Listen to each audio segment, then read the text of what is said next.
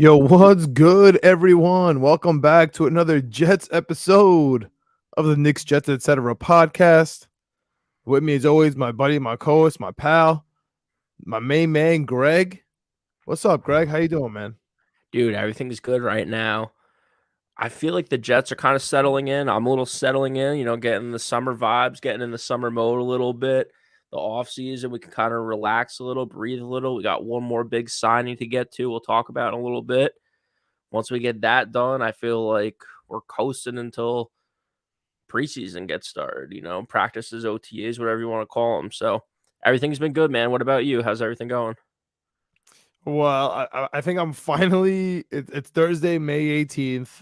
The One Jets Drive episode just dropped. Yeah. We're now in game 2 of the Eastern and Western Conference Finals in basketball. I think I just got over the Knicks loss. Yeah. Literally, I think I didn't want to bring it up because I didn't know how you stood on it right yet. I think I just got over it. I'm in love with this Heat team. I want to sign Caleb Martin for for $100 million. Yeah. So I don't know. Max. Look at Max out Caleb Martin. He's the best two-way player to ever live.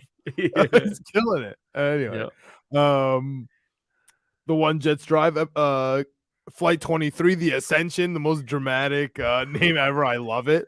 We'll get into that and a recap of that. We haven't spoken since the schedule came out, so we'll go through all the games there, see how that's looking for you, anything that specifically that caught your eye. Plus, we got some Jets news to update everyone with. So figured we'd go live right after the One Jets Drive episode came on, which is our annual propaganda. We might have 2 this year with Hard Knocks. Double dip it on the propaganda. I would love to see that. It's gonna, dude. Not only that, they're giving us 6 primetime games. Of course, we'll get to that. The schedule later. But yeah, this is all hype. But I absolutely love how One Jets Drive started today, where for the first 25 minutes, it just summed up like 4 months of my life. It felt like, you know what I mean? Where it was going through all the media talking about Aaron Rodgers. And at this point, I literally remember where I was when I was watching that Aaron Rodgers press conference. Absolutely.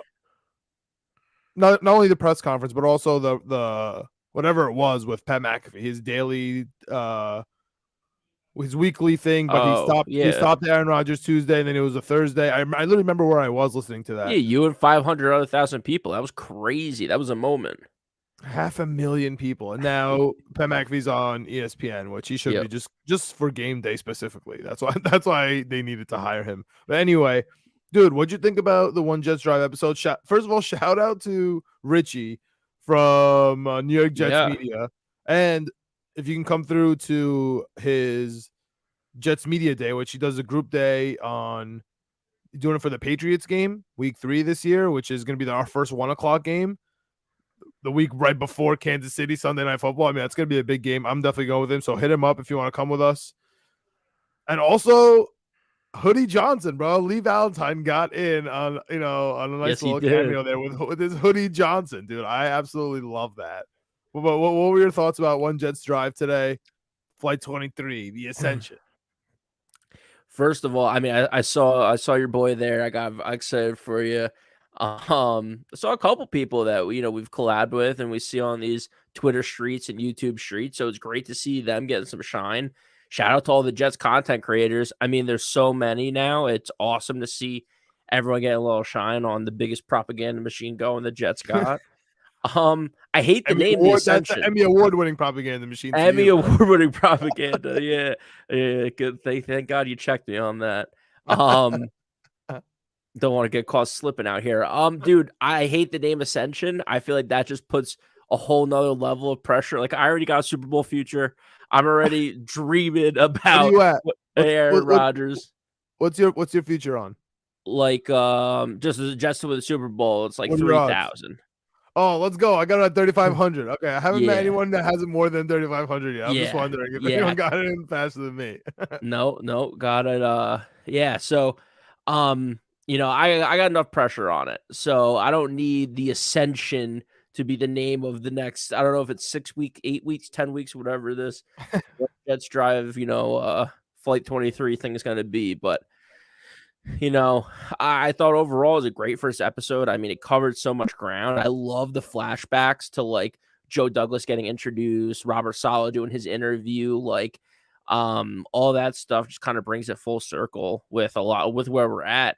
I mean, they were showing that, and then they were showing Sauce Gardner, and then Garrett Wilson winning like defensive and rookie MVPs, offensive rookie MVPs. So it's incredible to see the progress that this team has made, and ultimately landing with signing Aaron Rodgers, a move that I don't think there's ever been a bigger signing in the NFL history. I mean, when have you seen a 4-time MVP, a Hall of Fame quarterback, be traded? It's incredible, and for the price that we got him at, like shout out to Joe Douglas again. I don't know if we talked about that on here, but again, the price that we got Aaron Rodgers at just goes another thing to just put another feather in Joe Douglas's cap of why he's the best at these trades, man. It's incredible.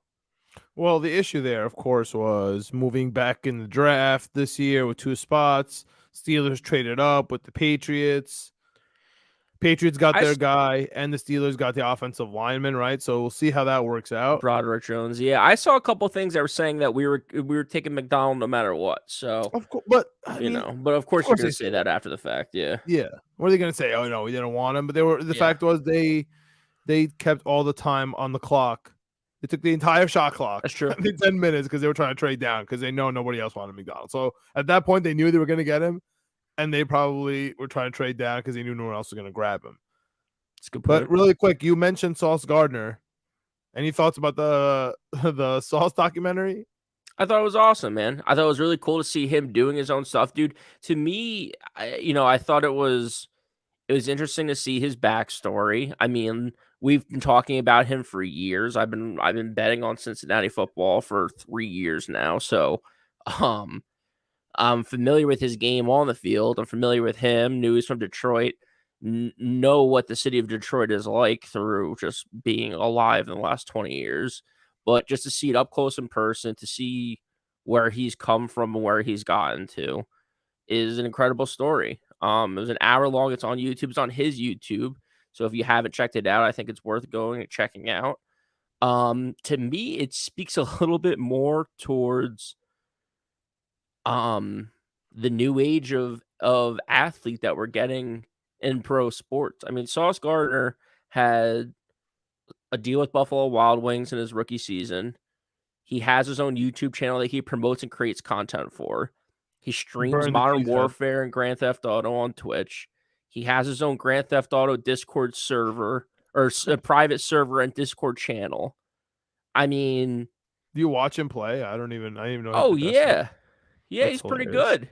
He's pretty good. I mean, the Grand Theft Auto stuff's all right, but the Modern Warfare is pretty nice with it. So yeah, I watch him play. I watch him stream. I mean, it's incredible to watch one of your favorite players, a cornerstone piece of your franchise, is just racking up 20 kills quick in Modern Warfare, like doing his thing on doing his thing in Grand Theft Auto. So it's cool to see. Like I said, I think it speaks to more of the new age athlete that we're going to be seeing, especially with the NIL money coming in. People creating all these brands on Instagram and TikTok and social media, YouTube channels, vlogs, behind the scenes stuff. Even One Jets Dry to tie that piece in. I mean, all the footage they've had from the last 3 years, the way they cut it up, the way they produce it. I mean, you saw the credits roll at the end. There's 30, 40 people working on this thing, and it's a 10 episode series that they put out in May. That has nothing really to do with football or, game day at all. But it's incredible to watch. It's very cool. But it's also just take a step back and just realize this new age of media or sports that we're in right now. It's kind of cool to see. And then we're going to have HBO working on the same thing, just from a different angle. Yeah, I don't know. Or I don't know if they're kind of like the preseason stuff, and then HBO is kind of like OTAs and preseason football games and stuff. No, and they go through the whole season. Remember, what was it, like the Titans? They started week 9 or something crazy like that? Or the Cardinals? The Cardinals, right? They did the midseason Hard Knocks and stuff. That was crazy. Yeah, so. I don't know why I agree to that, but I guess we have to. Yeah. I mean, Yeah, I don't know. Everyone's talking about how we're eligible for Hard Knocks. I don't know if that means just the preseason Hard Knocks or if that means Like the preseason and double. midseason Hard Knocks. Yeah. I don't know. I I don't don't know. know, but What are your thoughts? What did you watch the documentary, or what are your thoughts on the first episode of the no, Ascent? I didn't watch the Sauce doc, but he talked about pressure. I feel like he has a lot. He's making a lot of pressure for himself to step up next year. He's burning the cheese head. He's making documentaries about himself. He won the award. You know, he killed it this year.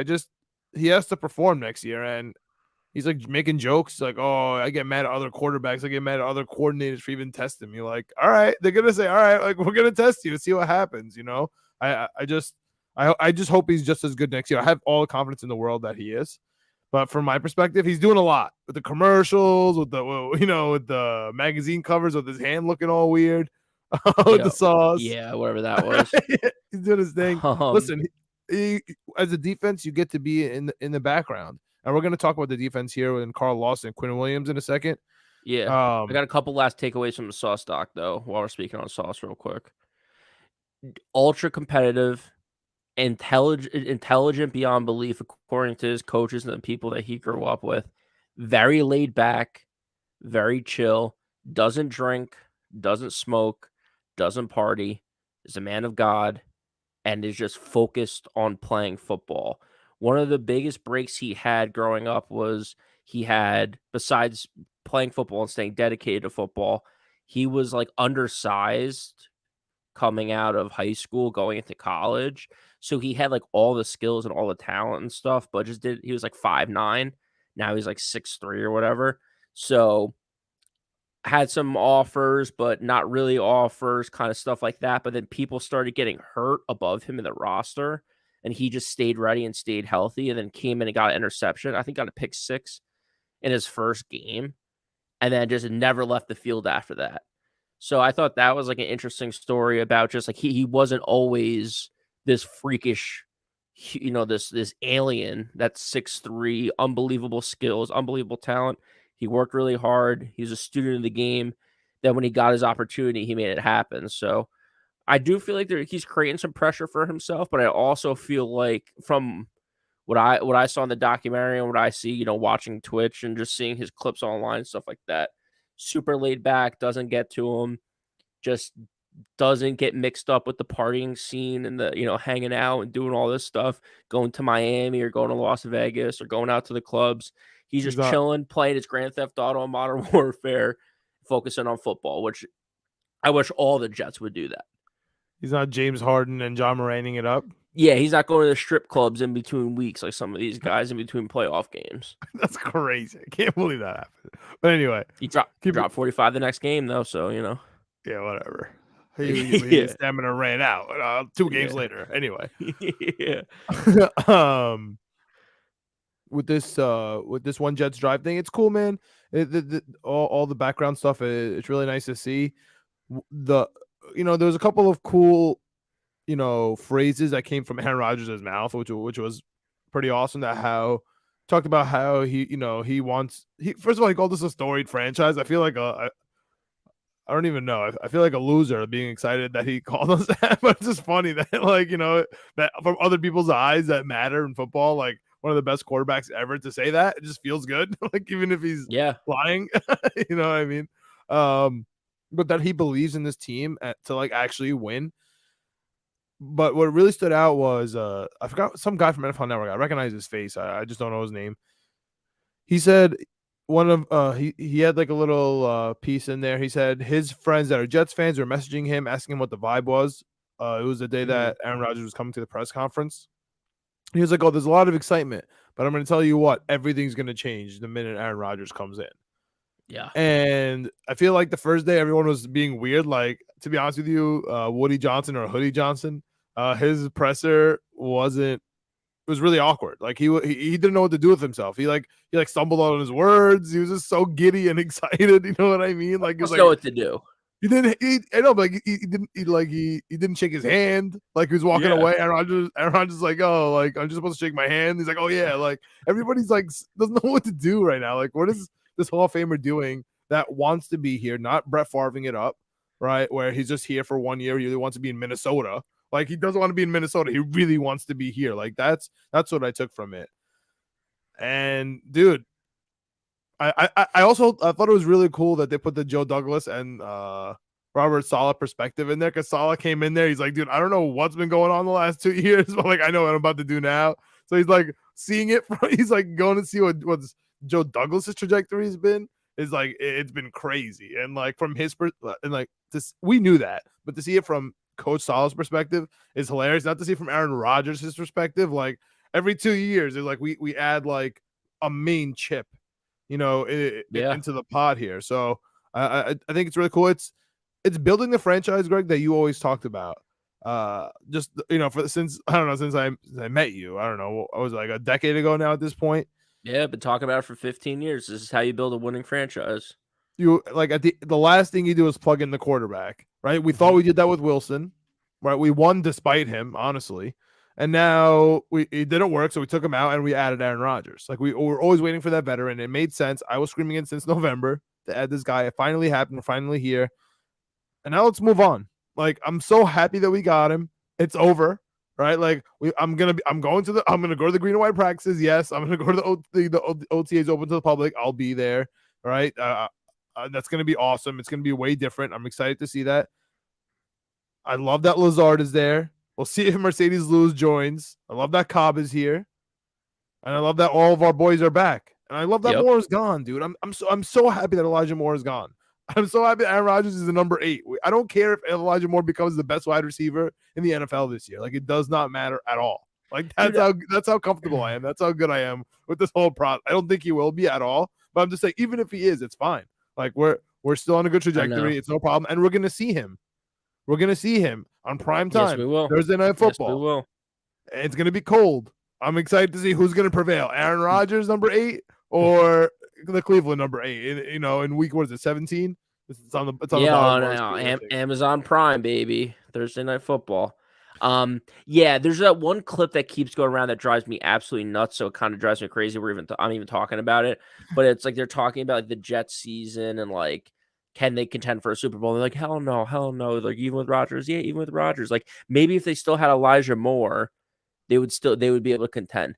What did Elijah Moore do that make people think that he's like a difference maker? I still don't understand. Well, he got third downs with Zach Wilson as quarterback. That's what he did. I mean, that's what you put on your resume. Like, look what I did with what I had. I had 3 good football games. Here you go. We can win a Super Bowl now. It matters so much that Devontae Adams just came out. He said the main reason he wanted to go to the Vegas Raiders was so he can kill it and show everyone that he can do it without Aaron Rodgers. I mean, it makes a difference for these people. Yeah. Well, speaking of difference makers, Joe Douglas is back on the hot seat here. For a good reason and one for a bad reason. Where do you want to start, Greg?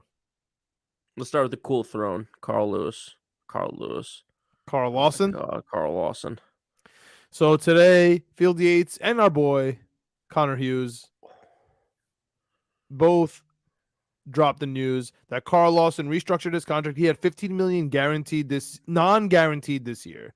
Yep. So that's why he was a candidate to be cut for us or restructured in some way, shape, or form. The Jets made it clear during the owners' meetings that Carl Lawson was staying on the team. Plus, we just drafted McDonald. So that means with this restructure, which is a base value of $9 million, $8 million guaranteed, plus $3 million in incentives, but it created almost $13 million in cap space for this year. Yeah, we'll get to what all that kind of means, but at this point, the facts are Lawson, Franklin Myers have the guaranteed contracts. Lawson was it depth chart? Okay, the it's slipping my mind this second, but what I'm trying to say is Bryce Huff does not have a guaranteed contract, and neither does Michael Clemens. The rest of the 4 do. I'll pull them up right now. It slipped my mind. Yep. Do you think that Bryce Huff might move on? Oh, Jermaine Johnson, the rookies, Jermaine Johnson and McDonald are the guarantees, plus Lawson, plus John Franklin Myers. Those are the 4 guarantees. Clemens and Bryce Huff are not. Do you think that makes a difference? Do you think that Bryce Huff can be traded? We did put him on the second round tender. He's a 1 year contract now. Do you think that Yep. Rich Cimini made a comment of it? So I just wanted to first of all, are you hyped with Carl Lawson being re-signed? And what do you Yes. think about what it kind of does to the D line, including Bryce Huff? Sorry, I stumbled there. Yeah, I think it just allows everyone to eat. I mean, the two people that we have on screen right now, Lawson and Q Will, I mean, the two of them were able to play off each other so well that they created significant pressures without having to blitz like a ton of people. Um, I was watching someone break down the Jets defense over the last 2 years and the night and day difference they've been able to have. And part of that's being able to get pressure without blitzing a ton of people. Like when we had 2 years ago that terrible, terrible defense, it's because we had single high coverage almost every single time. And then we had to blitz extra people in order to get pressure every single time. It created one-on-one assignments. It created terrible mismatches for us, and it made us predictable. If this defense is able to get pressure without having to blitz a ton of people, we can drop proper coverage and run like a too high shell game on the back end and allow our safeties to make some plays. It gives us a ton of flexibility. And the most important thing that the person was explaining when they were breaking it down was that it doesn't make us predictable, but you're going to get the same look every time. So they were breaking down plays from last year, like we sacked Joe Burrow in the game we played against Cincinnati early in the season because we run the same defense every time. It looks the same, but you can't make pre-snap reads. You have to wait until we actually start moving on defense to see where the coverage is going. Are we running man? Are we running zone? Are we blitzing? Are we not blitzing?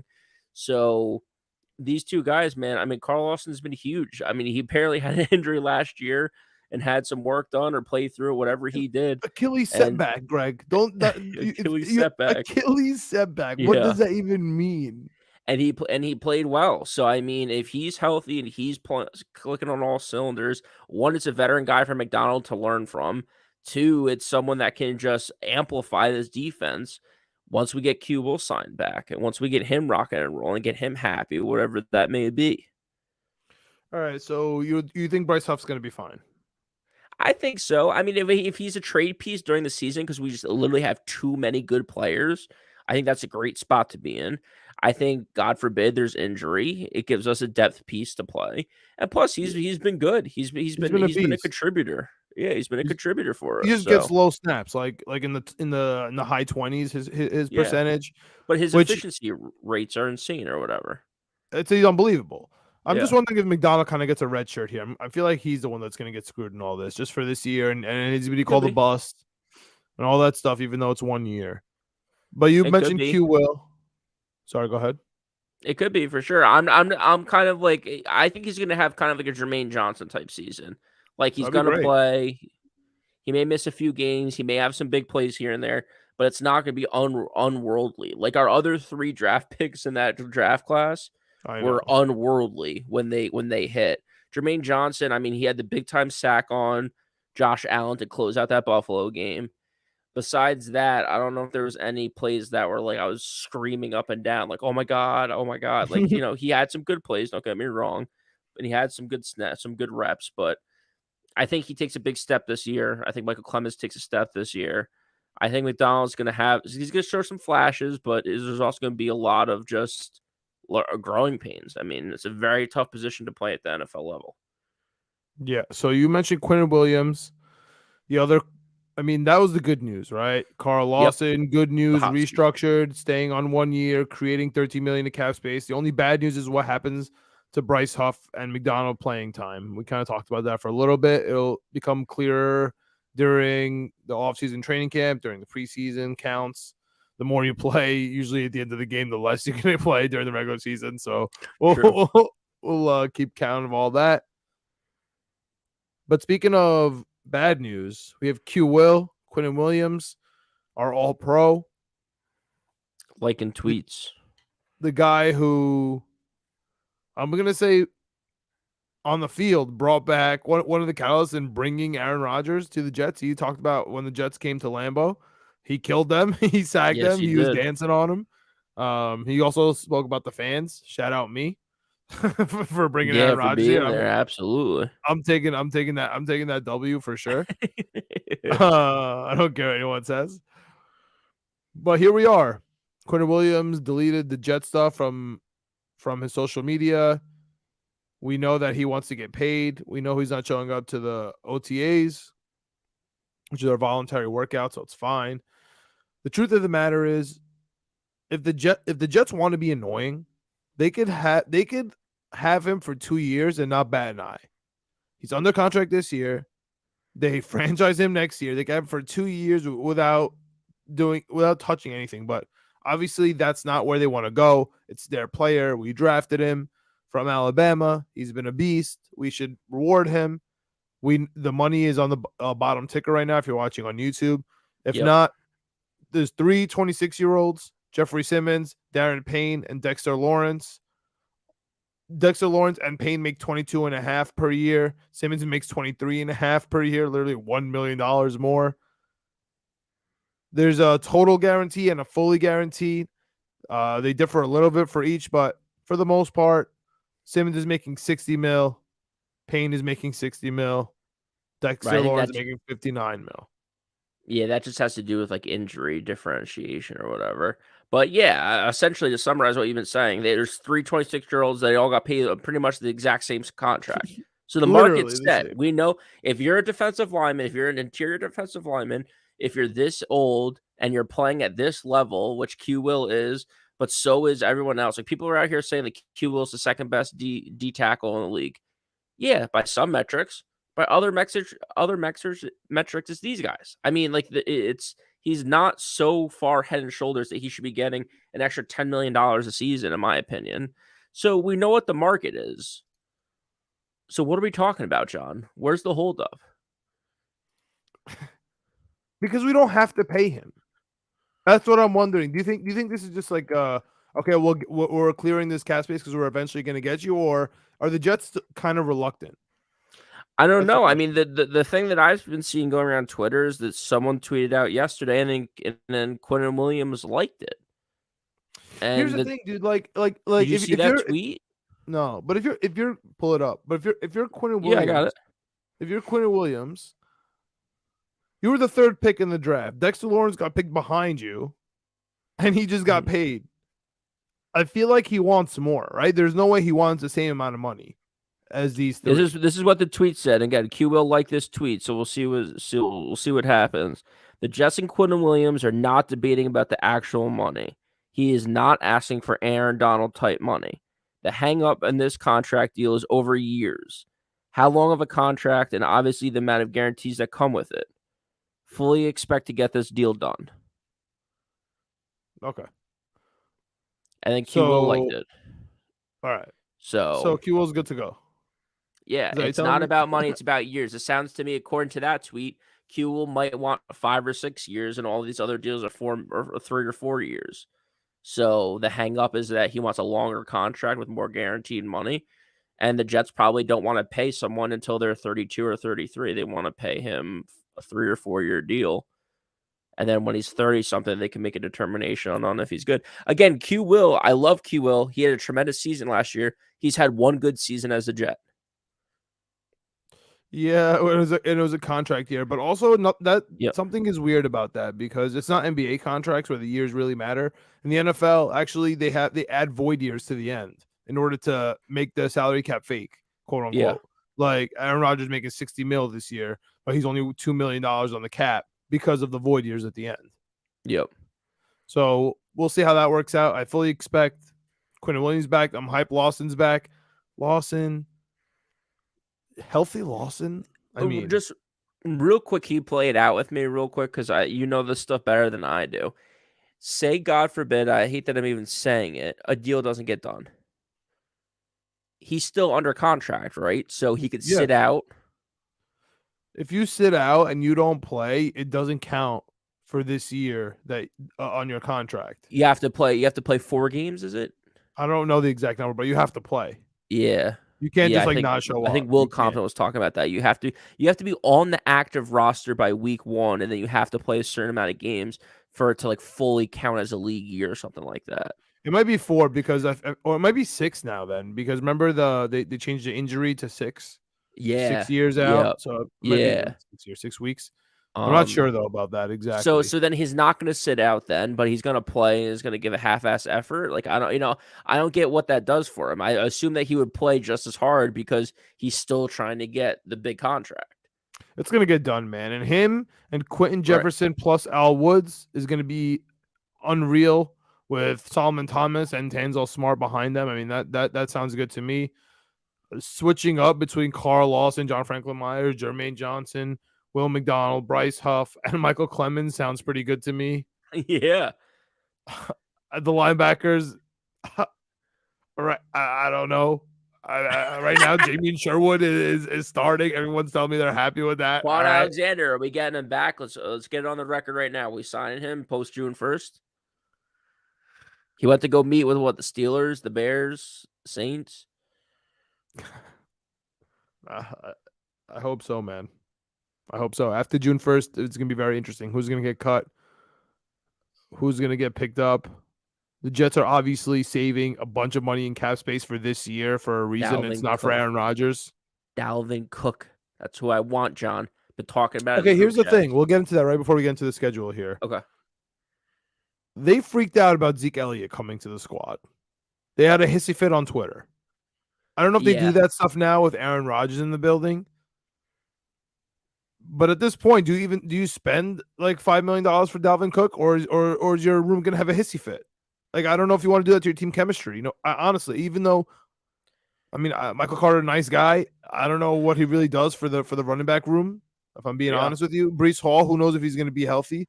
Ty Johnson's cool. Picked up a rookie, fine. Bam Knight's cool. I would love Dalvin Cook in Madden, but I don't know if we're gonna pick him up for chemistry reasons. Like Ndamukong Suh, I also think he'd be great for the Jets in Madden, right? Post June 1st. I just don't know if he's good for the chemistry of this team. Yeah, I don't know. I mean, he's chasing rings. He did it successfully in Tampa Bay. Maybe he could do it successfully here again. I mean, him and Aaron Rodgers certainly have some history, so I don't know how that would play out. Oh yeah, that's right. I forgot about that. Yeah. So I don't think he's going to be there. Yeah. For me, Dalvin Cook, Zeke, I agree. I mean, Zeke maybe now that we have Rodgers, it changes a little bit. To me, I don't know if I'm crazy in my head. I always assumed Zeke would have a higher premium than Dalvin Cook. Like, for example, if we were going to pay Dalvin Cook $8 million, I assume that we would be paying Zeke $14 million. Like, he would be a little less than double. Dalvin Cook is a better running back. And I think Dalvin Cook's a better player. That's my thing. That's what I think. Dalvin Cook just flies under the radar for some reason. I think Dalvin Cook can lead if he stays healthy, which is always a question. He rarely is, but neither is Zeke. I think he could lead a running back room. For me, it just my biggest thing with all this is that I think it just takes a lot of pressure off Breece Hall to come back and be great right out the gate. If you bring in a veteran running back like him, like Dalvin Cook, or even Zeke at this point, now that we're talking about it, because Zeke's not signed with anyone, right? He's still a free agent. Yeah, I think he's still a free agent. So there's rumors about him every 3 days. Yeah, I'm okay with that because I think it just takes. I need Breece Hall to be good for the next 10 years. I don't need him to be good for the first 10 weeks of the season. Like if Breece Hall comes back, Greg, I need to be good for 1 year. I need to be good for 2023. I know the Aaron Rodgers deal looks like it's going to be a 2-year deal. I'll say I need Breece Hall for 2 years, but I really just need Breece Hall for 2023. I don't care about anything else. That's what I'm saying. If we bring it, but I'm saying I don't want to throw away Breece Hall's career for the first 6 weeks of the season, and he gets hurt again. Like they're big 6 weeks, Greg. They're big time. 6 weeks, though. Yeah, I know, but take your time, get through the bye week. We got Dalvin Cook and then Michael Carter and Bam Knight and the rookie that we drafted. I still can't pronounce his name, but I'll figure it out by the time Israel, bro. He's just Israel. And Aaron Rodgers is hugging him. So we're good to go. Yeah, that's what I'm saying. Like, we'll figure it out because we got Dalvin Cook or Zeke Elliott. Like, that's the only him, Ben Jones at center. Those are the two big names that I'm still looking at being like, I would love to sign Dalvin Cook and Ben Jones and just shore up this offense 1,000%. We just got Tittman. We just got McGovern back. Now we're gonna get Ben Jones. I mean, it'll be interesting. I just don't see it happening. Yeah, we just have no money invested in the center position. It's like we can sign Ben Jones for $8 million. That's true. There's too many bodies. You always want the beef. I know. Yeah. I just want a veteran center. I don't want Connor McGovern to get hurt, and then all of a sudden we just have the whole season's riding on a fucking rookie center. Fair enough. Fair enough. So let's go into the schedule here. Yep. We mentioned it a couple times. We didn't get our thoughts on it. We're not going to go through every game, do the W and the L just yet. Let's get some time to see what the teams have to offer. What's really interesting right now is the Jets open up the entire season. It's not the Kansas City Chiefs, baby. It's the New York Jets versus the Cleveland Browns on August 3rd, the Hall of Fame game, where we're going to see 4 quarters of Zach Wilson. I can't wait. And some Chris Trevler. But this time, it's not going to be my life depending on Zach Wilson's throws and watching his footwork and seeing what we can do to dial up and seeing if he's reading the defense. This is going to be me chilling. Like, oh, did Zach Wilson get better with Aaron Rodgers offseason with Aaron Rodgers, or is he the same, or does it really matter? Sounds good. Maybe we could trade him. I don't know. Like, that's what a world that we're starting off, and it's against Cleveland.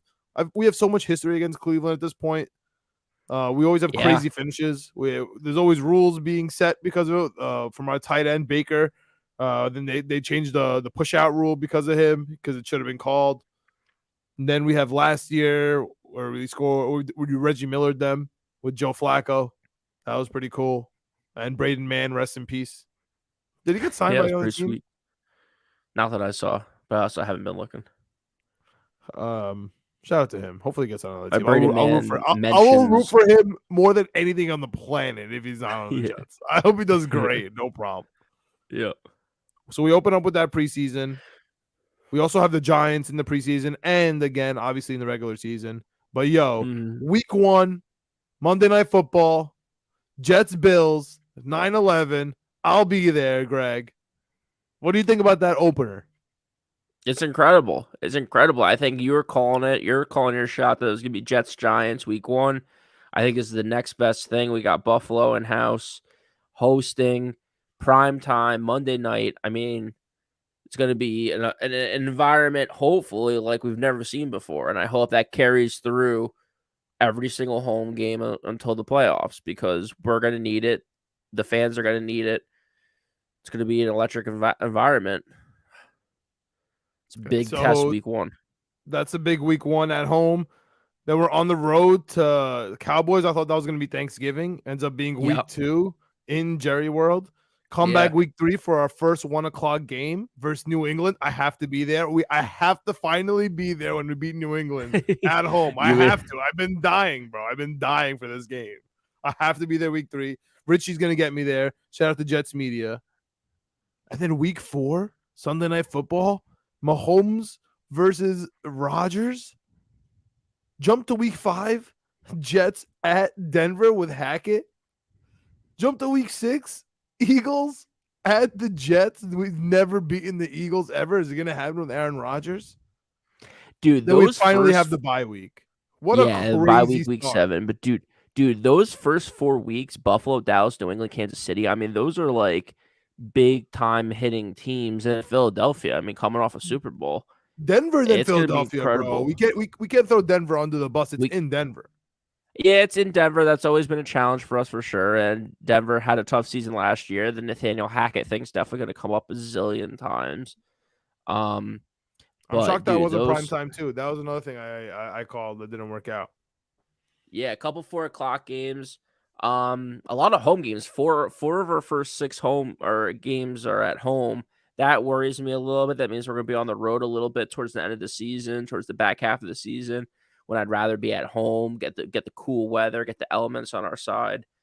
But hopefully that means we can start out hot hosting these teams. I mean, New England and Kansas City back to back. I mean, that is a tall order for the New York Jets. You think we could do 3-3 there? I want to ask you the order. Oh yeah, I had it as 4-2. Wow, that would be amazing. That'd be amazing. All right, we'll get to exactly which games you have as L's there at a different point. After that, we got the Jets Giants October 29th Halloween game.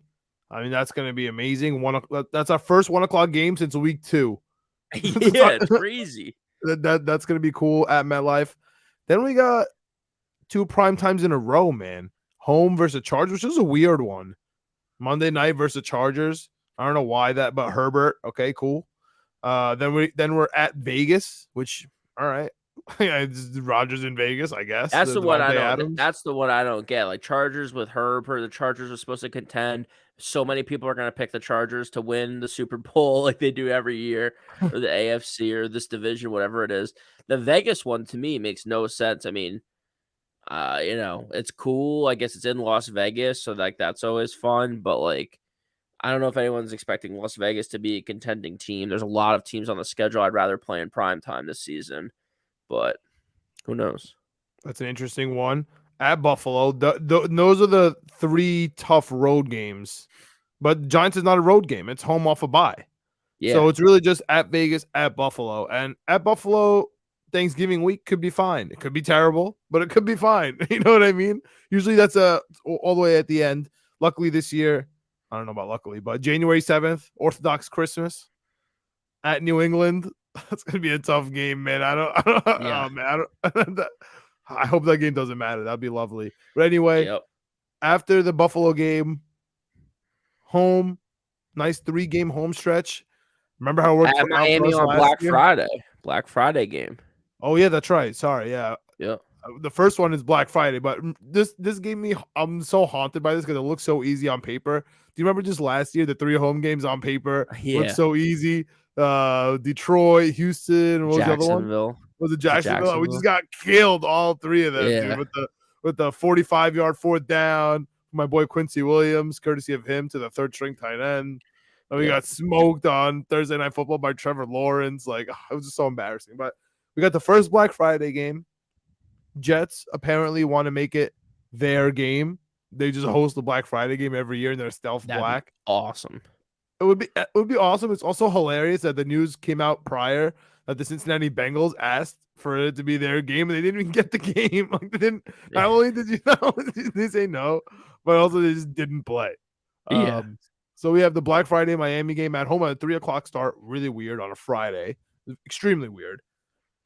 We got Sunday home 1:00 Atlanta. Sunday 1:00 home Houston. Those are nice. December games, Southern cities. Those are going to be good. Yep. I'm excited for those. And one of those is on Fox, which is weird. 1:00 game AFC on Fox. Yeah, and I think that Aaron Rodgers is going to kill because it's on Fox. It's like it's the new rule, right? Where it's like there's no more conferences are no longer tied to television stations. Every game is up for grabs. It could be wherever. It could be on Amazon Prime. It could be on ESPN Plus. It could be all over the place. You never know where the game is going to be. You got to figure it out. Paramount Plus for the playoffs. Yeah, Peacock, whatever they got going. Bro, I'm telling you right now, if they put Aaron Rodgers on Peacock Plus, they will never do it. There'll be a riot, and I'll be at the front of the line. All right, closing out here. Final 4. Yep. After we got at Miami in December. That might be a game I go to. Yeah. Miami, December, right before Christmas. We got Christmas Eve, home versus the Washington Commanders. Love that. New owners. Shout out to them. Christmas Eve, we host Christmas Eve. Gather everyone around. It's 1:00 too, so it's before anyone gets here too. I'll just watch that while everyone's traveling in, and people will be walking in the 4th quarter. You got the Jets game on? Hell yeah, we got the Jets game on, and we're up 33-2 right now. I can't wait. Wow, that's funny because we usually host it. I guess I'm not going to that game. At Cleveland, Thursday night. Week 17. I just hope this game doesn't matter. Imagine the last 2 games just don't matter. At Cleveland, at New England. Imagine I know I'm living in fantasy world, but imagine they just don't matter. Imagine we're just locked in the division. Like there's only one bye. Kansas City got it. And we're locked in the division. You can see Zach Wilson at New England again. See what Zach Wilson. Oh my god, dude, I will be the happiest person him throwing 4 picks, just chilling. Oh my god, that'd be amazing, dude. I would have the time of my life. Yeah, especially because if we beat New England though. We have to beat New England at home, early in the season. Yep. I don't care that we won the division. We need to beat New England. It's imperative that we beat New England. I can't do this anymore. We have to beat New England. We have to beat Buffalo in Buffalo.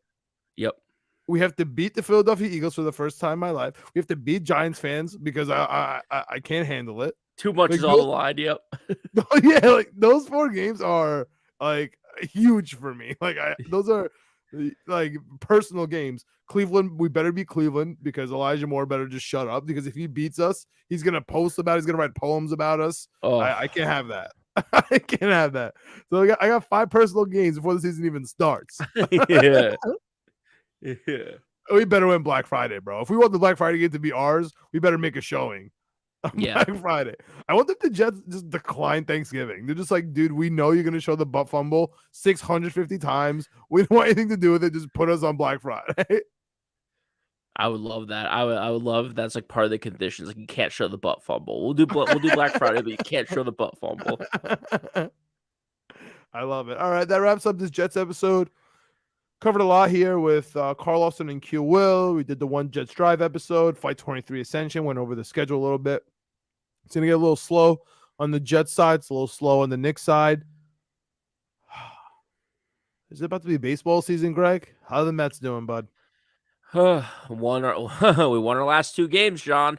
We beat we beat the Tampa Bay Rays. We won 2 out of 3 against the Rays, who are the best team in baseball. So, by all things, I'm watching. We're back, baby. We're locked and loaded. I love that the Mets beat the Rays. Yankees are back. They woke up Aaron Judge. Oh, yeah. Another home run today for Aaron Judge and a W. They're not getting thrown out of games for cheating? That's not happening? Bro. I'm not gonna put on my armor and grab my Jon Snow sword and go to the wall to defend Domingo Herman, bro. All right, He does a lot of things. All right, this is the least of my concerns with Domingo Herman. That he put a little extra stuff on his hand. Right, Scherzer, you're $100 million man. It was rosin and sweat, John. There's an MLB official. There was an MLB official with alcohol who watched him wash his hands, and he went out there and put rosin on his hands, like pitchers have been doing since 1909, and he gets thrown out of the game. No problem. You put your armor on. You take your Jon Snow sword. You go to the wall. You defend Scherzer. You want me to defend Domingo Herman? No problem. No, I don't. Go ahead. Throw him. Take the 10-game suspension. We'll see you next start. No, we'll see if you can make the end. Like I don't care. It doesn't matter. I don't want to hear Aaron Judge stuff. The whole him cheating for looking at the dugout. He's looking at his first base coach. Yes, he was outside the square. Go look at an NBA game. Go look at the other team. Nobody stands in this stupid square. Spoelstra is coaching / in half court. Like he's not anyone near the line. Aaron Judge home run every single game since that, including 2 one game. I love this. I think he woke up the Yankees beast. I think we're finally starting to get it together. I think the Yankees are gonna start making the summer push. They're starting to get nice out in the Bronx. In now, you guys had that 1 month like last season where you lost like 4 games. It was like insane.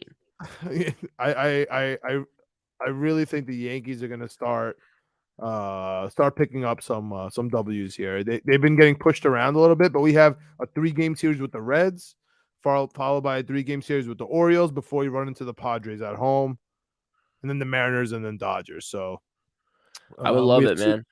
2 tough series in there, but the first 2, the next 2 coming up are big. If we get ahead here, let's keep up the streak. Giancarlo Stanton maybe coming back at a certain point. Josh Johnson got re-hurt. Whatever. Whatever goes on with Josh Johnson is what it is. Let me ask you this quick question. Speaking of gambling stuff, who's gonna hit the most home runs this year? Is it Aaron Judge? Is it Pete Alonso? Or is it Max Muncy? Oh my God! Imagine if it was Max Muncy. Is he leading the league right now in home runs? Dude, I have my futures on Max Muncy. Is he doing well? Yeah, he's killing right now. I mean, he has 14. Alonso has 16. Yeah, Pete Alonso was red hot. I think he had like 8 in the first 10 games, like some career first 12 games. Like it was insane. And then he cooled off a ton. He hit the go-ahead walk-off home run last night. So that was incredible. I hope he's kind of getting back in a groove. He might have had one today too. He has 16 in 45 games. Judge has 12 in 36 games. Muncy has 14 in 39 games. It's pretty good. That's pretty good. All of them. I hate that Joey Gallo's on this list with 10 and drives me nuts. literally drives me out of my mind nuts. I mean, all I know, John, if I was a betting man, my big bet last year, my big tip was Jorge Soler from Miami. He is like he is like all the metrics lined up for him to have like a great season hitting home runs, and he just didn't do it, and now he's tied for 7th. So I don't know what the odds are on him right now, but maybe throw a little bit on that. All right, But really dude, quick. What's your NBA Finals? And who's your Stanley Cup? Real quick. I mean, I win a lot of money if it's an all Florida celebration. If the Heat and Panthers both win, I win a ton of money. Yuck. Yuck. So I'll go that. I'll go Heat and Who are I'll they go gonna play? Panthers. Who are the Heat playing? Heat play the Lakers. Yuck. All right. I got Heat Denver and then Denver winning. Okay. I just and can't I have the the Hurricanes. Celtics win. I have the Hurricanes absolutely just winning the cup. That's like plus 250. Hurricanes are the best team. Yeah. Yeah. I mean, yeah. The Kraken let me Hurricanes, down. Nuggets, Jets. Incredible and game USA 6. women's soccer. Yeah, yeah. I lost all my bets with women's soccer, and it's driving me nuts. That's such a lock that's gonna hit. I had a lot of futures going into these playoffs, John. I'm down to my last 4. So, right. I got one with the Nuggets. I got one with the Celtics. I actually have one with the Lakers, and I have 2 with the Heat. So I have 5 left. Well, I know we're bleeding into here. We're almost at the hour mark here. I know we're bleeding into some other stuff, but dude, I want to tell you something. Jaylen Brown. I was 1 Jaylen Brown 3 and 1 Horford 3 from winning like $3K off $5, and they both took threes in the fourth quarter, and then like the last 2, they both took the threes too. Like they took them. They just kept missing. It was the worst. I hit everything. I hit everything in that game. You sent me the one. You sent me and Chip the one last week or whatever. We had like 14. You had like 12 things corrected, and you had it was rebounds. Julius Randle rebounds. Dude, rebounded freaking basketball one time for your boys. Dude, come on, Julius Randle. Julius Randle. Don't even get me started. Are we trading him for Towns? No. Karl Towns in like 4 years is making $60 million a year. In 4 years. I don't want to trade for everyone. My hot take is that we don't trade for anyone. We just try to get more picks. I think there's 3 people in the NBA that you trade everything for. And it's not Karl Towns. Because the stuff I saw for Karl Towns was like Julius Randle, RJ Barrett, and like 3 first-round picks. If you do that, you should be shot on the street. I mean, that's an insane trade. That's not I think there's 3 people that you make that type of trade for in the NBA. Who? Tatum, Giannis, Jokic. Oh yeah, the Joker. I'll give him literally the entire team except for Brooklyn. Other than those 3, you can name any player in the league other than those 3. I don't think you trade 5 first-round picks for them, or 2 All-Stars and 3 first-round picks. Yeah, but I would trade Randall, All-Star, All-NBA, 2-time for both of them, plus a couple players, whoever you want. If you want IQ, if you want Grimes, like stuff like that. If you want Mitch, I would go for Embiid. Leon Rose was his agent. I would take that. Yeah, I mean, that's that's less than RJ Brunson or RJ and no, you Randall, keep RJ. 3. Yeah, that's what I'm saying. A lesser trade for sure, but the full all out will give you everything. I'll get 5 picks in Randall and Grimes or something. I wouldn't do that for Embiid. I wouldn't do it for Embiid. I wouldn't love it, but I would. I wouldn't love it because then you're literally 1 wing away. Like any wing that just shows up. You're not. That's the biggest fallacy in the NBA going. You trade 5 first-round picks or 4 first-round picks for someone, and you're in contention. And I think, dude, Joel Embiid had James Harden and 3 other good players this year, and he can't get out of the second round. He stinks. Joel Embiid stinks in the playoffs. He needs a point guard. He needs a point guard that's not going to go away in the fourth quarter. If he wants to come here as a free agent, that's fine. But to trade your future for anyone in the NBA besides those 3 people that I named is just lunacy. Kevin Durant, you're an idiot. The Suns are idiots. They're not going to win anything. They're dumb. LeBron James, I wouldn't trade 5 first-round picks for LeBron James right now or Anthony Davis. Not. But you're conflict. I mean, we're off the rails, but you're conflating the first round picks. Like we have 3 first round that are protected, right? Like you could have all of those. You want ours for 2024? Take it. Yeah, You want yeah, ours for not those, 2027? No not problem. those fake first round picks. I'm talking about real first round picks. But I'm saying you take those 3 and then give them our own 3, then it says 6 first round picks. That's what you're selling back to your organization. No problem. That's really only 3 for us. I'm actually okay with that. If it's for a real center with offense. If you have Jalen Brunson, Embiid, and RJ Barrett, Obi Toppin, Grimes, IQ, you're gonna win a lot. You're not winning anything. Okay. We'll save this. We'll table this for next episode or a Jets episode later. I've been wanting RJ season. Barrett for Jimmy Butler, but it's all done. All my Jimmy Butler fantasies are over. Yeah, it's over. All right, there you have it. Did some Jets, did some hockey. I was talking hockey. I was talking Knicks, the free agency / trades. I was talking NBA Finals. You know what it is. We saved you the golf talk. We'll pick that up. We'll pick that up another time. Big major championship. Dude, Koepka had a bad day, huh? Yeah. A lot of people are hot on Koepka. Scheffler is just a beast, dude. Scheffler and Rahm. If you're trying to make money, just bet those two. And Scheffler's a beast. Yeah, he's unreal. Hit us up. Knicks coming, Jets coming, etc. Period. Twitter, YouTube, like and subscribe. At Winning P Weekly, Greg. At J Meleka. Yes. Or in the off season, hit us up. Yankees, Mets, NHL, NBA. Joker. Jets. A little golf talk. A little tennis talk. We'll see you in the OTAs. R.I.P. Rafa. We'll see you next season, buddy. We're gonna miss you at the Garros. And Kyrgios is out. He's not going to be at the U.S. Open. It's tough. Is what it is. All right, we out. JETS, Jets. As Carl Lawson says. Do you see he reposted his thing? Yes. The Ascension. Yeah, I did see that. The Ascension. We're here. Episode 1. We're ready for episode 2. I just need a little preview. I need a little next time on. Oh, that's true. Take Flight. Where was that? I was missing that. Little X-Men, and next time on X-Men. Yeah, just a little something. Love it. We out.